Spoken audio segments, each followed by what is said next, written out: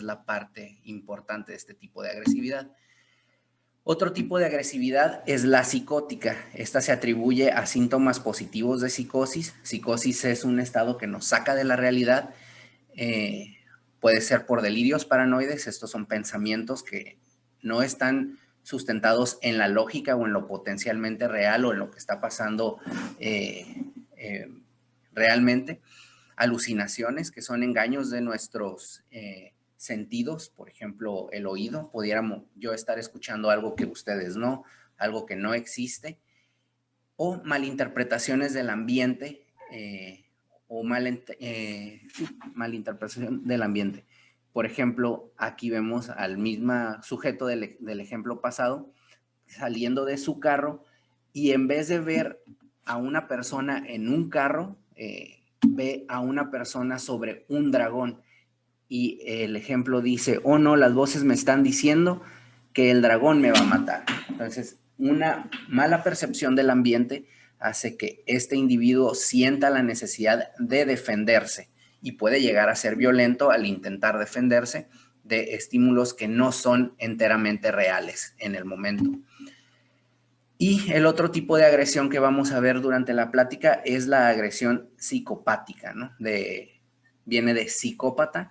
Es una agresión que sí está premeditada y sí tiene una intención clara. En el ejemplo, este es el mismo sujeto, pero ahora va hacia la señorita del carro sin haber recibido un golpe a un carro propio y le dice, quiero tu carro, la está asaltando. Entonces son actos agresivos caracterizados por ser planeados, tienen conducta predatoria, o sea, quieren tener un beneficio de esta forma de actuar y mayormente no tienen remordimientos una vez que hacen el acto violento. Que entonces, este es sobre donde nos enfocamos en estas jornadas de salud mental, ¿no? En la conducta violenta. Bueno, ¿a qué le podemos tener miedo entonces? Todos tenemos miedo de ser víctimas de algún tipo de conducta violenta, que alguien nos agreda, que nuestra integridad, nuestra salud o nuestra vida esté en riesgo. Y tendemos a tener más miedo de las conductas violentas que son aleatorias, sin sentido o impredecibles. Nos hace ver o sentir más vulnerables. Y generalmente estas características que acabo de mencionar, el ser aleatorio, sin sentido o impredecible, lo asocian con la enfermedad mental, la psicosis o como el público en general le llama, locura, ¿no? Pero locura como si no es un diagnóstico, no es un concepto que manejemos en psiquiatría. Varias encuestas se han realizado, la mayoría de los temas o de los porcentajes o datos científicos que les presente el día de hoy van a estar basadas en estadísticas de Estados Unidos. Entonces, allá en Estados Unidos se hizo una encuesta hacia el público en general preguntándoles si pensaban, qué pensaban de los diagnósticos psiquiátricos y si sentían que una persona con un diagnóstico psiquiátrico le pudiera agredir. Se les pidió que evaluaran el riesgo entonces en base a esta categoría diagnóstica y podemos ver que en los resultados las personas dijeron, el 87% de los encuestados dijeron que se sentirían en riesgo de ser víctimas de un acto violento en personas que estén consumiendo drogas. El 70.9% dijo que se sentiría en riesgo al enfrentarse a personas con consumo de alcohol. El 60.9% si estuvieran frente a una persona con diagnóstico de esquizofrenia y el 33.3% dijo que podría tener miedo de recibir un acto violento de una persona con depresión. Estos datos, al analizarse, vieron que fueron sobreestimados los porcentajes. Si bien muchas de estas categorías diagnósticas sí elevan el riesgo de tener una conducta agresiva, como vamos a ver en diapositivas posteriores, no alcanzan esos porcentajes tan elevados como las personas las comentaron. Esto nos habla de que tenemos un miedo aumentado de personas con condiciones de salud mental, como son esquizofrenia o depresión, y de otras condiciones de salud mental que son el uso de drogas, pero no entrarían como una enfermedad de tipo primario, ¿no? Como sería la esquizofrenia o la depresión. Y otra cosa que sí acertaron es en el correcto rango de riesgo. O sea, sí hay más riesgo en el uso de sustancias que enfermedades primarias como la esquizofrenia o la depresión. Pero para todas las tus categorías mencionadas, están sobrevalorados los riesgos. Ahora, las personas asocian esta violencia con la salud mental, es lo que vemos por las cifras. Esto es un punto central en el estigma y discriminación. Favorece, bueno, si nosotros vemos a una persona que tiene un diagnóstico psiquiátrico, entonces probablemente digamos, no te le acerques, es peligroso, no voy a tratar con él, o háganlo para un lado, que no se nos acerque, pensando erróneamente o sobrevalorando que tienden a ser todos agresivos todo el tiempo. Y por otra parte puede favorecer el acoso o victimización de las personas que padecen enfermedad mental. Pueden llegar a ser agredidos, ¿no? Ven a alguien que se acerca con un diagnóstico de enfermedad mental o conocido en la comunidad, y la misma comunidad puede llegar a golpearlo con intenciones de acecharlo o echarlo de la cercanía de esta comunidad.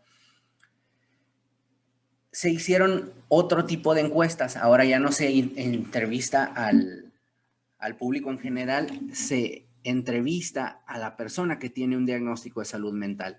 Y estas personas, el 63% de los entrevistados, de los pacientes con enfermedad mental, reportaron que sus parejas en el año previo los habían agredido en base a su condición de un diagnóstico psiquiátrico.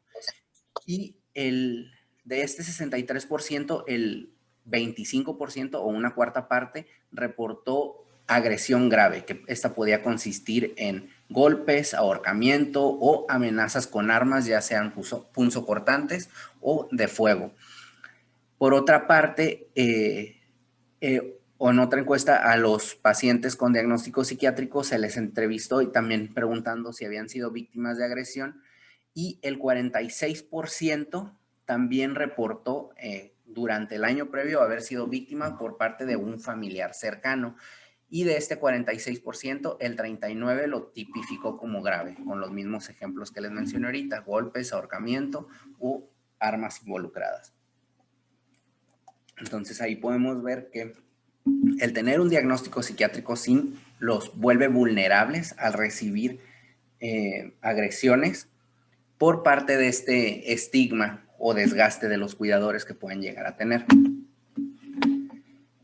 En otras encuestas sobre victimización criminal, o sea, ¿cuántos habían recibido agresiones lo suficientemente fuerte como para levantar demandas o involucrar a las autoridades? Se demostró que al 8.2% de las personas con enfermedad mental de esta muestra, en este estudio que les comento, habían reportado en los últimos 4 meses haber sido víctimas de actos criminales, que si lo comparamos con la misma comunidad, el riesgo de la población en general era de 3.1%.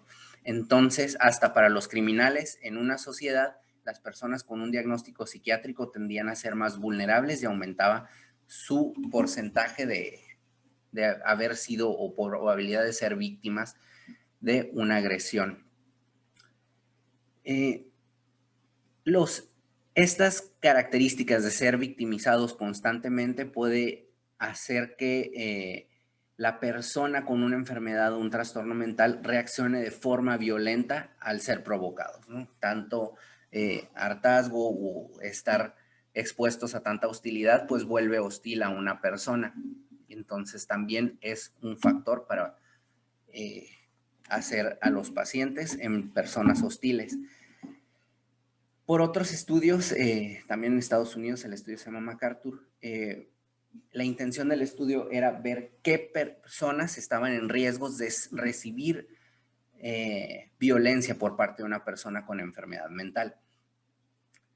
Entonces, vemos que el resultado arroja que de las agresiones realizadas por personas con enfermedad mental, el 80%, 87% de estas agresiones fueron a los familiares y se realizaron en el domicilio. Y ojo, no quiero que confundan estos números.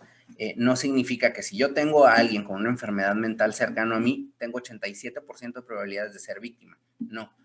Lo que dice este estudio es de que de los que llegan a tornarse violentos, se vuelven violentos con las personas que tienen más cerca de ellos, que en este caso sería la familia, y es en el domicilio. Y este porcentaje de agresiones era menor cuando el paciente había sido atendido por un profesional en salud mental y dado de alta en comparación con las personas que no recibían atención. O sea, un paciente sin atención o sin diagnóstico, bueno, sin atención médica, tiene 22% de probabilidades de tornarse violento versus la persona que ya tiene tratamiento y seguimiento, un 10.7%. Se reduce bastante al momento de tener seguimiento profesional. Por otra parte, otro estudio que evaluaba las redes sociales, bueno, lo que conocemos, no como actualmente conocemos redes sociales, sino la sociedad o la comunidad en la que se desenvuelve la persona con enfermedad mental, quienes estaban de esta sociedad cercana en riesgo de recibir una agresión. La mayoría también, igual que en el estudio anterior, reportó ser para la familia y al analizar la familia, eran relaciones en las que se manejaban mutuamente con amenazas u hostilidad o en las que existía una dependencia económica muy estrecha. También se notó que el diagnóstico de esquizofrenia es el que tenía riesgos de volver más violento, un diagnóstico puro, y si lo combinaban con abuso de sustancias, pues el riesgo de violencia era aún más elevado. Sobre todo las personas que no o eran violentas eran las que tenían un apego infrecuente con los servicios de salud mental en la comunidad. De todos estos estudios que les comento, se colectó una muestra de 3,000 miembros de esta red de apoyo y solo el 1.5% de esos 3,000 personas fueron las que recibieron conductas violentas y en las que se obtienen los datos que les mencioné arriba. O sea que tenemos que ver que son muy pocos los de la comunidad que llegan a sufrir o reportar actos violentos por personas con enfermedad mental. Entonces, adentrándonos un poco más en las conductas violentas, pues nos interesa saber qué los predispone o qué detectar más factores de riesgos en las personas para poder ahora sí que adelantar o saber de dónde tenemos que tener cuidado, ¿no? Entonces, primero vemos que el género es algo importante. Los hombres tienden a ser más violentos que las mujeres en mayor frecuencia y esto podremos decir que tiene un rasgo evolutivo, lo dejaré como cuestionamiento en base a la introducción que les di. Son características que se buscaban antes en el hombre, que realizar una caza, que pudiera dar caza de animales, que pudiera proporcionar alimento, que pudiera dar seguridad a la comunidad. Entonces, los hombres son los que llegan a tener más conductas violentas que las mujeres. Las personas jóvenes también son más tendientes a la violencia al ser más impulsivos por un desarrollo neurológico todavía no alcanzado. Se alcanza completamente casi a los 30 años. Entonces, personas de menos de 25 años tienden a ser más violentos que en otras edades. El coeficiente intelectual también se vio asociado.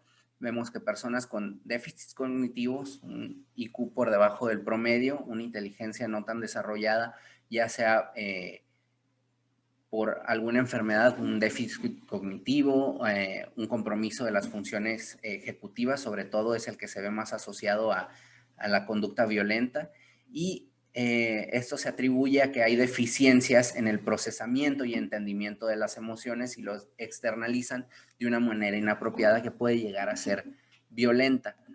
Y personas que tienen deficiencias sensoriales o motoras también se les ve asociadas con incremento del riesgo de violencia. Otros factores que se asocian son el nivel socioeconómico bajo, estar en un ingreso económico no tan satisfactorio, no tener casa, o sea, ser indigente, desenvolverse en un medio económico hostil, pues favorece la presencia de actos violentos, el tener antecedentes de maltrato infantil, haber aprendido a desenvolverse en sociedad o en núcleos con formas violentas. Bajo nivel de estudios también se ve asociado el incremento de la violencia y el tener antecedentes de conductas violentas previas.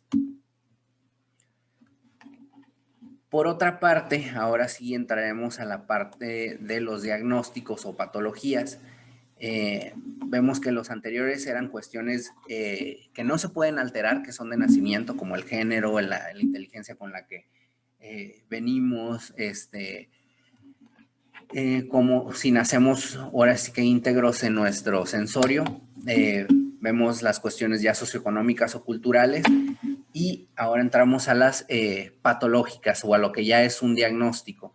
Vemos que los trastornos de la conducta, que se pueden presentar desde etapas jóvenes, predisponen a tener conductas violentas en el futuro.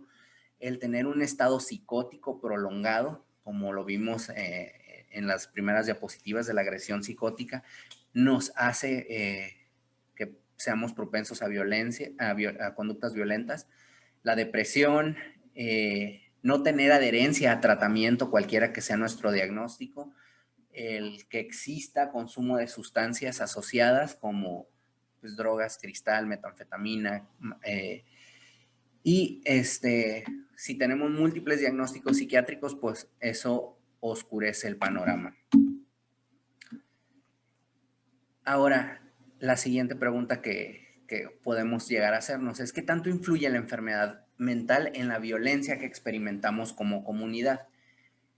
En estudios epidemiológicos se vio que de los crímenes reportados donde se involucraron las autoridades, representaban de su total, solamente el 4.3% fueron asociados a enfermedad mental. Esto significa pues muy poco porcentaje. El trastorno por uso de sustancias representaba el 34% de las agresiones o de la conducta criminal en una comunidad.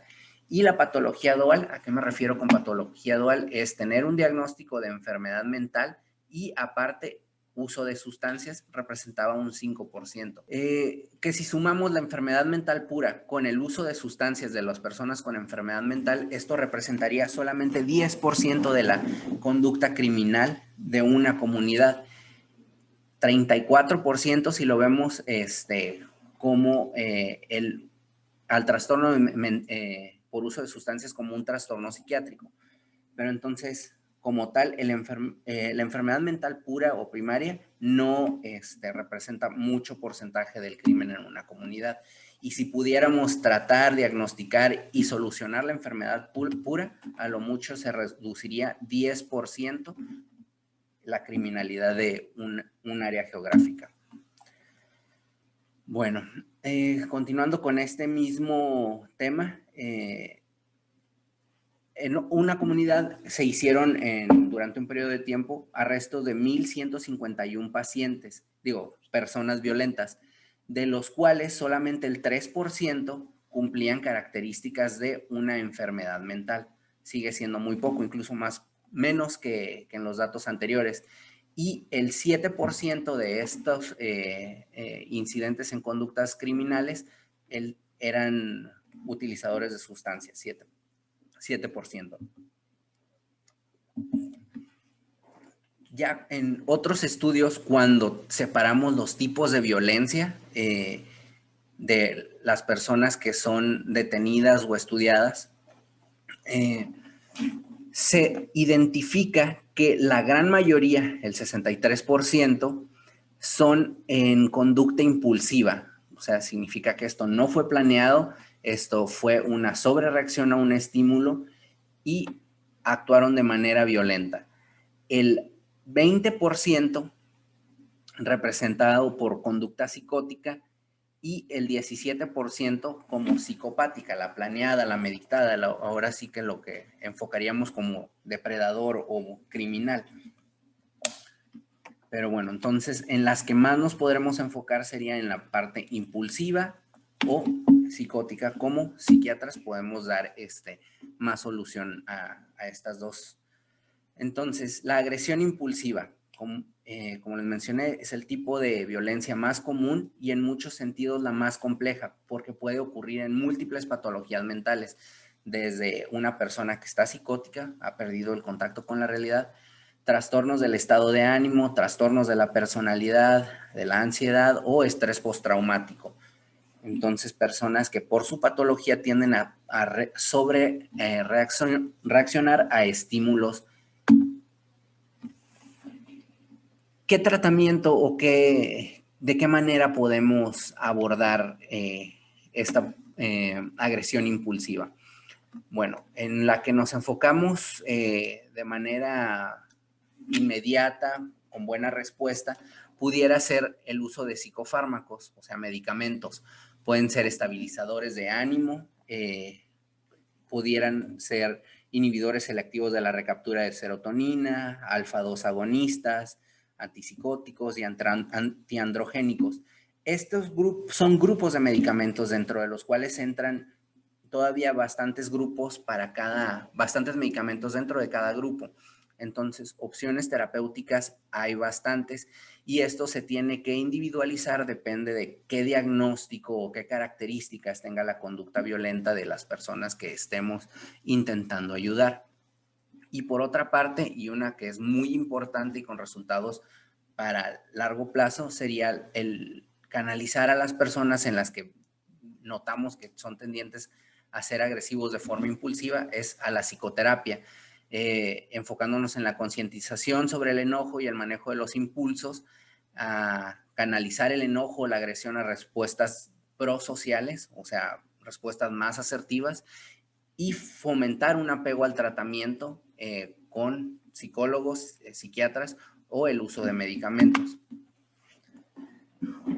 La agresión impulsiva entonces se entiende que sale a base de una generación de impulsos, que todos tenemos impulsos, pueden ser buenos, pueden ser malos, pueden ser impulsos basados en enojo o en la pobre tolerancia a la frustración que todos podemos llegar a tener.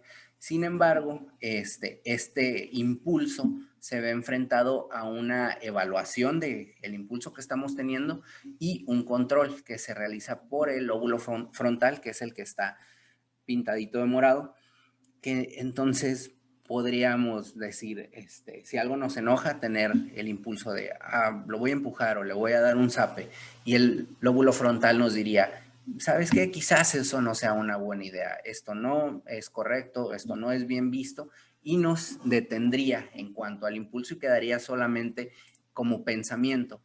Cuando el lóbulo frontal se ve limitado en su acción por alguna enfermedad o alguna condición, es entonces cuando la agresión impulsiva puede llegar a salir a expresarse como conducta violenta.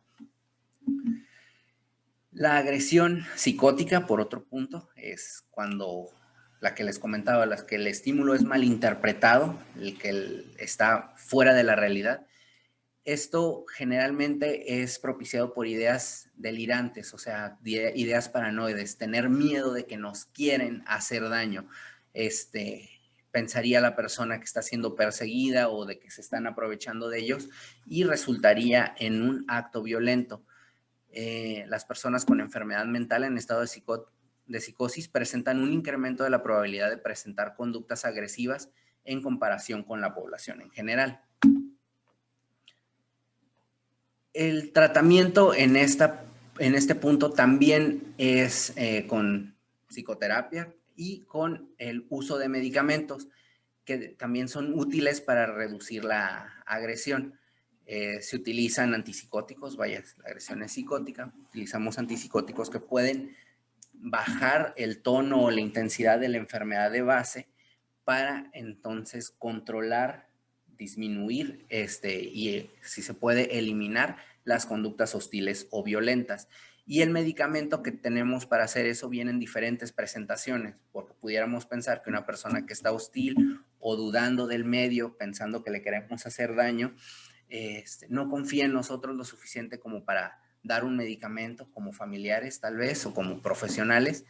Y hay diferentes presentaciones que pueden ser tomados, otros que se colocan en la boca y se deshacen, otros que se aplican como inyección, otros que se aplican como inyección y necesitan solamente recargarlos una vez al mes, o pueden ser parches que se ponen en la piel y van dando el medicamento a lo largo del tiempo. Son opciones para un tratamiento ya más prolongado. Y la parte de la violencia predatoria, o sea, la parte psicopática o la parte criminal, es la que se realiza con intenciones de ganar algo, caracterizada también por tener falta de miedo o respuesta autonómica durante el acto, o sea, no sudo, no tiemblo, no tartamudeo y no hay temor o remordimiento. Esa es la violencia predatoria. ¿Qué se hace con este tipo de violencias? Uno, si la conducta violenta ha estado de manera persistente y ha habido antecedentes, entonces son personas que llegan a terminar en un centro de rehabilitación social, o sea, en prisión, y se alcanza a estimar que ya sea de 2/3 a 3/4 de la población en prisión pudieran cumplir con características diagnósticas de un trastorno antisocial de la personalidad. La intención en la psicoterapia sería mejorar su empatía intelectual, y en términos de medicamentos no tenemos tratamiento específico para el manejo de la violencia predatoria, específicamente hablando. Se ha propuesto el uso de hormonas que favorecen el apego, o sea, la oxitocina, o el uso de antipsicóticos en diferentes presentaciones, como les mencioné. Y ya para cerrar con el poquito tiempo que nos queda, vamos a ver las probabilidades de que una persona con enfermedades mentales tienda a ser violento. El diagnóstico que tiene más probabilidades es la esquizofrenia, con un riesgo de 2.1 veces más probable de ser violento en comparación con la persona, el público en general. Y si a esta persona aparte llega a usar sustancias, el riesgo aumenta en 8.9 veces más probable. Las personas con discapacidad intelectual varía. En hombres puede ser 3 veces más probable que sean violentos, y las mujeres 4 veces más probable en comparación con las personas sanas. El trastorno afectivo bipolar, 1.3 veces más probable, o sea, casi muy parecido a la población en general, pero si le meten uso de sustancias, esto aumenta todavía más. Traumatismos craneoencefálicos que dejen un daño estructural vuelven 3.3 veces más probable, y el trastornos de la personalidad 3 veces más probable. ¿Con qué conclusiones me gustaría que se quedaran? Bueno, que la enfermedad mental no es ni necesaria o suficiente para justificar la conducta violenta. La mayoría de los contribuyentes para la conducta violenta siguen siendo factores sociodemográficos o socioeconómicos. Los miembros de la sociedad tienden a exagerar la severidad y la relación que tiene la enfermedad mental con la conducta violenta. Existe entonces temor a las personas con enfermedad mental por parte del público en general, y es más probable que una persona con enfermedad mental sea víctima que perpetrador de violencia. El abuso de sustancias parece ser el mayor predictor de violencia, tanto en las personas con diagnósticos psiquiátricos como los que no lo tengan, y representa 1/3 de los crímenes violentos y hasta el 70% de la violencia en las personas con enfermedad mental, el uso de sustancias. Y pues bueno, Eso sería por mi parte todo.